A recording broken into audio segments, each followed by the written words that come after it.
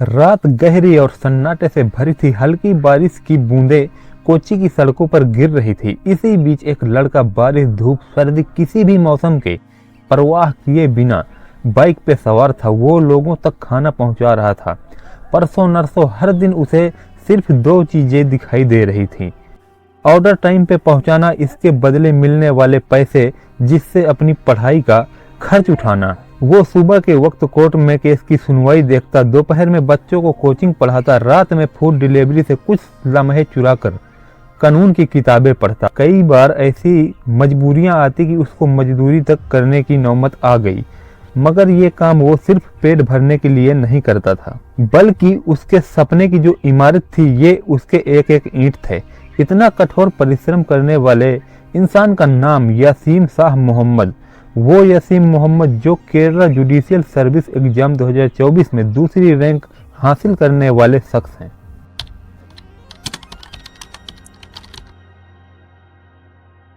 ये कहानी सिर्फ एक डिलीवरी बॉय के जज बनने तक की नहीं है, बल्कि इस कहानी के पीछे छुपा एक माँ का परिश्रम, एक माँ की मेहनत छुपी है और एक माँ ने अपने बच्चे को किस कदर अच्छी शिक्षा दी जो आज वो बच्चा इस मुकाम तक पहुंच सका, कहां से उठ करके कहां तक का सफ़र हुआ है।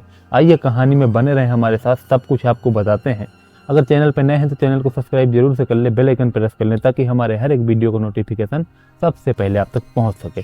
तो दोस्तों, एक लड़की होती है जिसकी उम्र 14 साल होती है। महज 14 साल की उम्र में उसकी शादी हो गई थी। शादी के 1 साल के बाद वो एक बच्चे को जन्म देती है। बच्चे को जन्म देने के बाद अभी सब कुछ ठीक चल रहा था, लेकिन 2-3 साल बीतते हैं तब उसका पति उससे तलाक ले लेता है, उसको छोड़ के चला जाता है। अब वो अपने भरोसे अपने जो है बूते अपने बच्चे को पालना चालू करती है। महिला थी, उसके लिए मुश्किल काफ़ी हो रही थी, लेकिन उसने मेहनत, मजदूरी, लोगों के घरों में काम करके, कुछ भी करके अपने बच्चे को बड़ा नाजो प्यार से उसने पाला। लेकिन अपने बच्चे को कभी बुरी शिक्षा नहीं दी, अच्छी शिक्षा दे दी। उसको स्कूल में दाखिला दिला दिया, वहाँ उसका बच्चा पढ़ाई कर रहा है। अब वो अपना काम करती और पैसे कमाती, जो भी बच्चे की पढ़ाई में खर्च करती, घर के खर्च में खर्च करती। इस तरह से चल रहा होता है।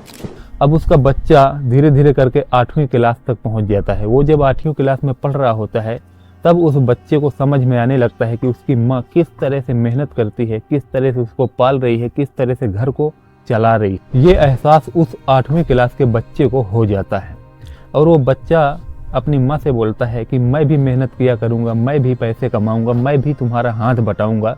मुझसे ये देखा नहीं जाता तुम्हारा इस तरह से मेहनत करना, दूसरे के यहाँ मजदूरी करना, पैसे कमाना। ये मेरे लिए बहुत दुखद बात है, मैं इस तरह में पढ़ाई नहीं कर पाऊँगा। उसकी माँ बोलती है कि बेटा तुम पढ़ाई करो, तुम ये सब में मत पढ़ो, मैं सब कर लूँगी। लेकिन वो नहीं मानता और वो अपनी माँ का हाथ बटाने लगता है। हालांकि वो पढ़ाई भी करता और उसके बाद जो टाइम निकलता वो अपनी माँ की मदद कराता, मजदूरी करता, लोगों के घर में वो पेंट का काम करता, मजदूरी का काम, ईंट पत्थर उठाता, ढोता। इस तरह से वो सारे काम करता। बेचारा छोटा सा था लेकिन पूरी जिम्मेदारी समझ रहा था। इस तरह से चलता रहता है।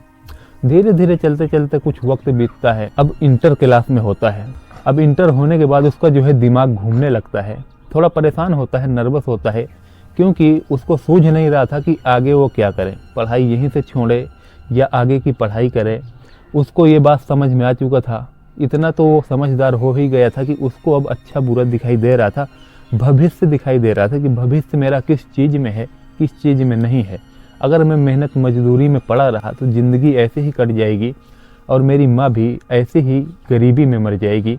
इससे अच्छा है कि मैं अगर कुछ अच्छा करने की कोशिश करूं, पढ़ाई करने की कोशिश करूं, तो हो सकता है जीवन सुधर जाए, कुछ अच्छा कर पाऊं। और वो ठान लेता है कि उसको पढ़ाई जारी रखना है। वो वकालत की पढ़ाई चालू कर देता है। तो वकालत की पढ़ाई करते करते अब वो लड़का जो है धीरे धीरे उसके दिमाग में पढ़ाई अच्छे से बैठ रही होती है, क्योंकि वो पूरा दिल जान से अपनी पढ़ाई में लग गया था, पूरे मन से पढ़ाई में लग गया था, उसको कुछ बनना था। इसलिए वो जो है रात में लेट तक पढ़ाई करता, लेट तक जगता। धीरे धीरे उसकी पढ़ाई रंग लाती है। वो एक वकील बन जाता है।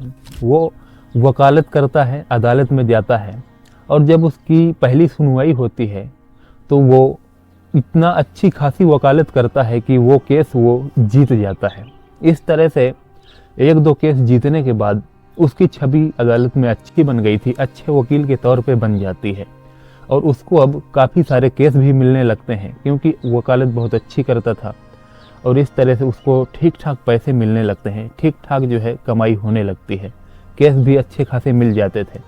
लेकिन उसकी अंतर इच्छा जो थी वो अभी पूरी नहीं हुई थी क्योंकि वो बहुत कुछ करना चाहता था। अभी ये उसका लास्ट नहीं था, ये उसका जो है मुकाम नहीं था, अभी वो बहुत कुछ करना चाहता था। उसके मन में एक दिन ये उपज होती है कि वो एक जज बनने की इच्छा उसके मन में उत्पन्न हो जाती है। वो एक जज बनना चाहता था।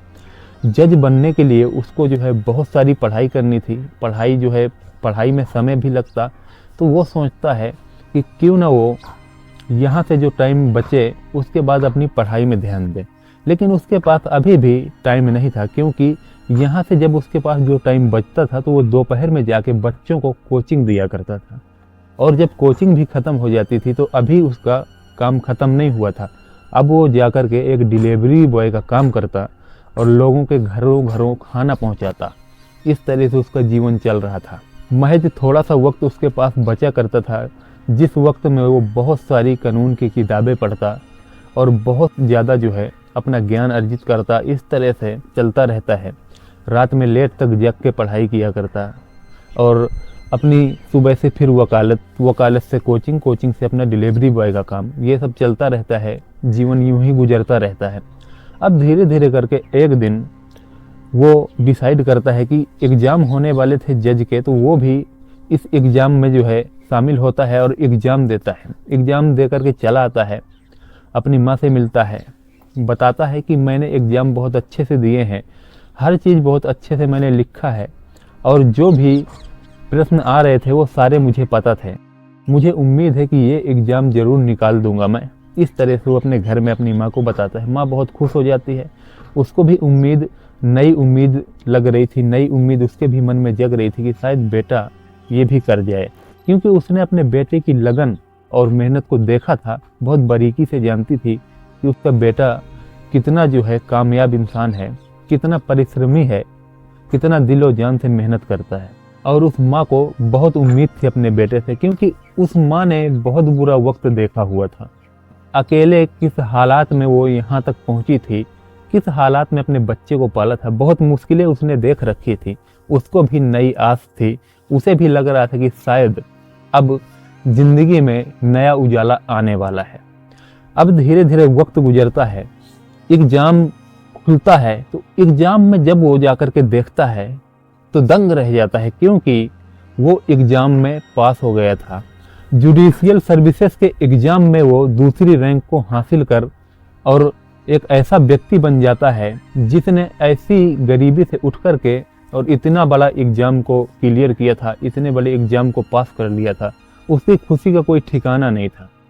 वो वहाँ से दौड़ा दौड़ा बाजार जाता है, बाजार से मिठाइयाँ लेकर अपने जो है घर पहुँचता है, अपनी माँ का मुंह मीठा कराता है और बताता है कि माँ सफलता मिल गई, अब जो है सब कुछ अच्छा होगा, एग्जाम क्लियर हो गया, मैं पास हो गया। उसकी माँ की खुशी का कोई ठिकाना नहीं रहता।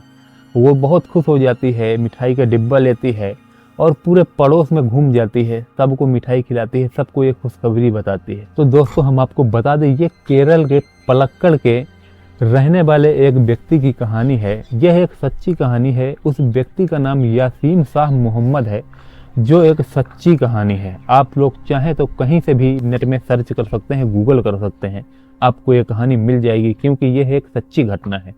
तो इस तरह से हुआ, और ये घटना हम आपको इसलिए बता रहे हैं क्योंकि बहुत सारे ऐसे एग्जाम हैं जो बहुत सारे लोगों ने टॉपर भी किया है और करे भी क्यों ना, क्योंकि उनके पास हर संसाधन। हम इस कहानी का जिक्र इसलिए कर रहे हैं क्योंकि एक ऐसे गरीब घर का बच्चा जिसने कितना मुश्किल से सफ़र किया है, जो बारिश में, कभी धूप में, कभी सर्दी में डिलीवरी बॉय का काम करता, दोपहर में कोचिंग दिया करता और सुबह के टाइम पे वकालत करता। इस तरह से किस परिश्रम से जूझा हुआ व्यक्ति है, कहाँ से कहाँ पहुँचा है, कितनी मेहनत है इस बीच में। ये कहानी हम इसलिए लेकर के आए हैं।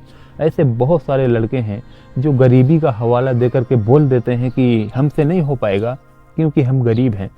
तो तो हम ये कहानी से यही सीख देना चाहते हैं कि कोई भी इंसान कमज़ोर नहीं है, कोई भी कुछ भी कर सकता है अगर हिम्मत हो, हौसला हो तो।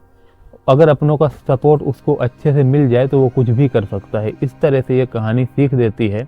कहानी पसंद आई है तो वीडियो को लाइक ज़रूर से कर लें, चैनल को सब्सक्राइब कर लें ताकि हमारे हर एक वीडियो का नोटिफिकेशन सबसे पहले आप तक पहुंच सके। तो चलिए मिलते हैं ऐसे ही एक नेक्स्ट स्टोरी में, तब तक के लिए जय हिंद, जय भारत।